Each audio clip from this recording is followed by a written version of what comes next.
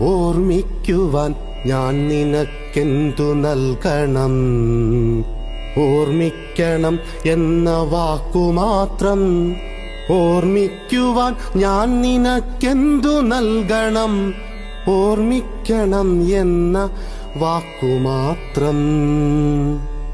എന്നെങ്കിലും വീണ്ടും എവിടെ വെച്ചെങ്കിലും കണ്ടുമുട്ടാമെന്ന വാക്കുമാത്രം. നാളെ പ്രതീക്ഷതൻ കുങ്കുമപ്പൂവായി നാം കടം കൊള്ളുന്നതിത്രമാത്രം.